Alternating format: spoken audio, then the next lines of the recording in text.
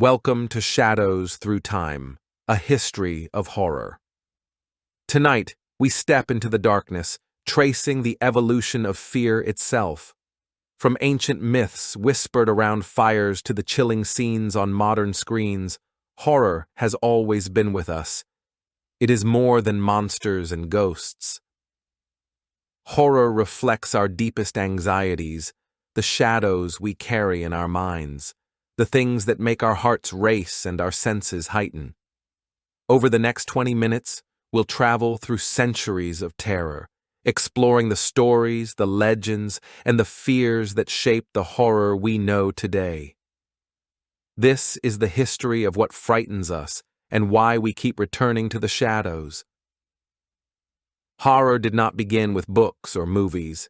Its roots stretch back to the earliest human civilizations, when people told stories to explain the unknown and the terrifying.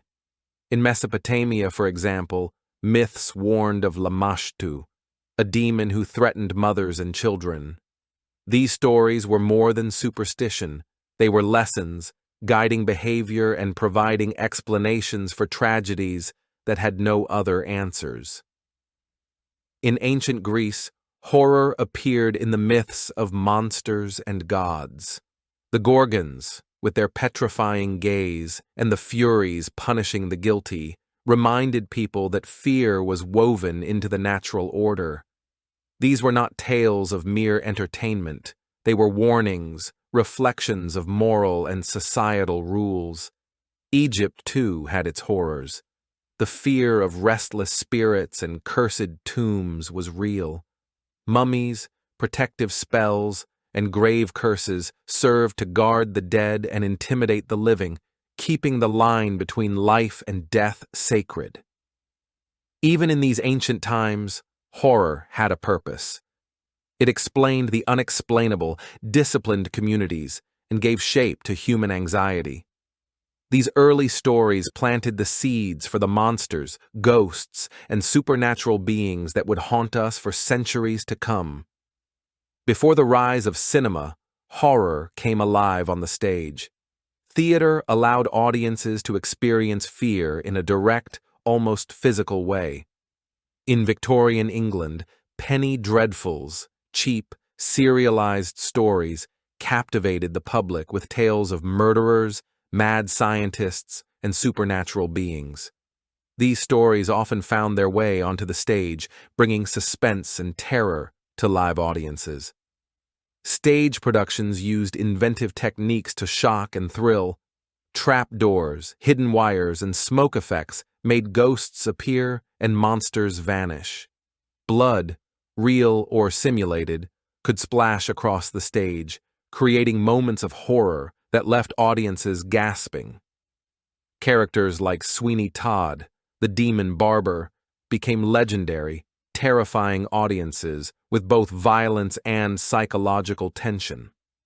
Horror on stage wasn't just about the spectacle. It explored the darker sides of human nature, the capacity for cruelty, obsession, and madness. Plays like Dr. Jekyll and Mr. Hyde dramatized the duality of mankind, showing that the true monster might be the human mind itself. These theatrical traditions shaped how fear would later be portrayed in film. The stage taught creators the importance of atmosphere, timing, and suspense, lessons that would carry forward into silent cinema and beyond. Horror, whether on stage or screen, proved to be more than a story. It was an experience, one that audiences could feel in their bones. With the advent of cinema, horror found a new home. The silent film era in particular transformed fear into a visual and atmospheric experience. Without dialogue, filmmakers had to rely on shadows, exaggerated expressions, and dramatic set designs to terrify audiences, and they succeeded brilliantly.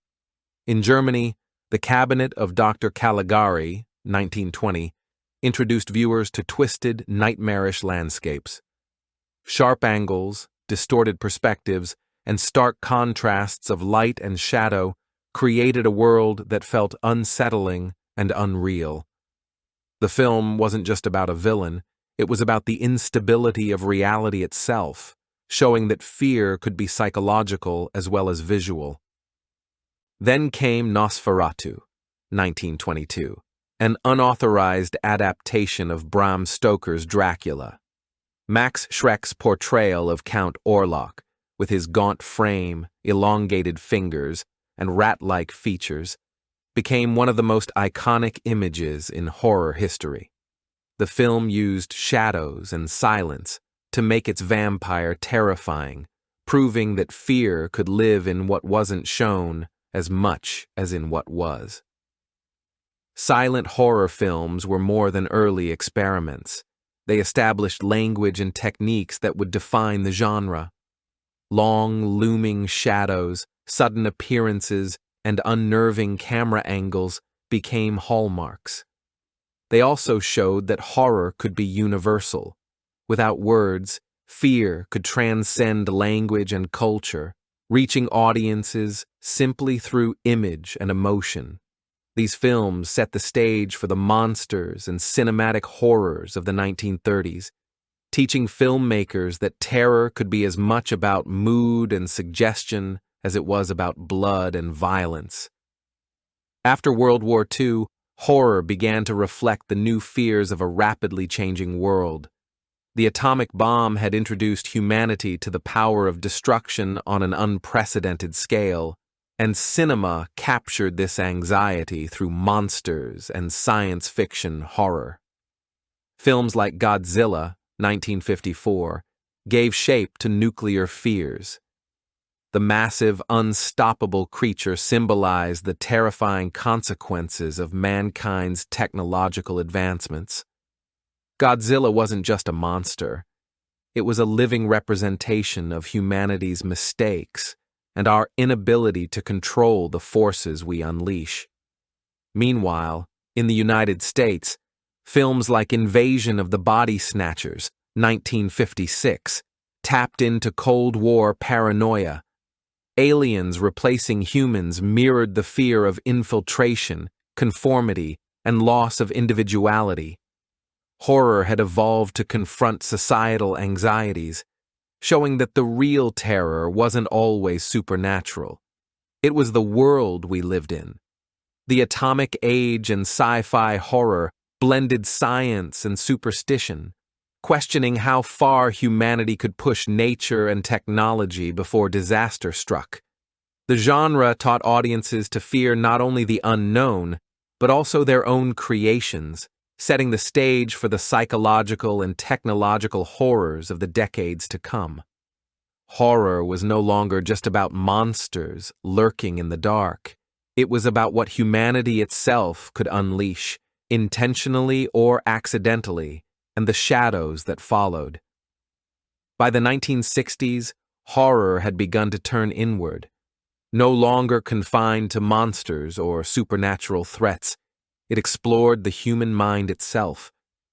Fear became psychological, probing the fragility of sanity and the darkness lurking within everyday people. Alfred Hitchcock's Psycho, 1960, changed the game. Norman Bates, charming yet deeply disturbed, showed that terror could come from a familiar face, even someone who seemed harmless. The film's suspense relied not on monsters, but on tension, suggestion, and the fear of the unknown lurking inside the human psyche. At the same time, George A. Romero's Night of the Living Dead, 1968, introduced zombies as a mirror to society. The horror of the undead reflected anxieties about conformity, social upheaval, and the collapse of order. The monsters weren't just creatures. They were symbols of real-world fears, tapping into collective unease. This psychological turn expanded what horror could explore. It wasn't only about what lurked outside, it was about what could emerge from within. Human greed, obsession, guilt, and paranoia became as terrifying as any monster, proving that the mind itself could be the ultimate source of fear. Horror had grown sophisticated. It could unsettle, challenge, and provoke thought, showing audiences that sometimes the most frightening shadows were cast not by creatures, but by ourselves. The 1970s and 1980s are often called the golden age of horror, a period when fear became big, bold, and deeply personal. This era was defined by films that explored both supernatural terror and the darkness that could exist in ordinary life. The Exorcist, 1973, shocked audiences with its story of possession. Here, horror was intimate and horrifyingly physical. It forced viewers to confront the idea that innocence could be violated, that evil could invade homes, families, and even the soul itself. The film's blend of religious themes, psychological tension, and gruesome imagery created a lasting impact, setting a new standard for fear on screen. At the same time, slasher films like Halloween, 1978, and Friday the 13th, 1980, tapped into fears closer to home. They placed danger in suburban neighborhoods, turning familiar spaces, houses, streets, and schools into sites of terror. The killers in these films were relentless, unthinking, and impossible to predict, reminding audiences that horror could strike anywhere. Meanwhile, A Nightmare on Elm Street, 1984, blurred the lines between dreams and reality. Freddy Krueger, a killer who attacked victims in their sleep, introduced a unique blend of imagination and terror. Fear was no longer just external. It could invade the mind, the safe place of rest, leaving viewers questioning what was real and what was imagined. This golden age of horror also reflected society's anxieties, the loss of innocence, the fragility of safety, and the dark possibilities within everyday people. These films combined suspense, gore, and psychological depth, showing that horror could be both thrilling and meaningful. By the end of the 1980s, horror had matured into a genre capable of exploring human fears on multiple levels. It could scare, unsettle, and challenge, all while entertaining millions. This era cemented horror as a powerful cultural force, shaping the fears of generations. Horror today continues to evolve, reflecting both our timeless fears and the anxieties of the modern world. No longer limited to the supernatural or the monstrous, contemporary horror blends psychological tension, social commentary, and global storytelling. Thanks for watching. If you enjoyed this video, hit that like button, subscribe, and ring the bell for more. Let me know your thoughts in the comments. I'd love to hear from you. See you in the next one. Bye for now.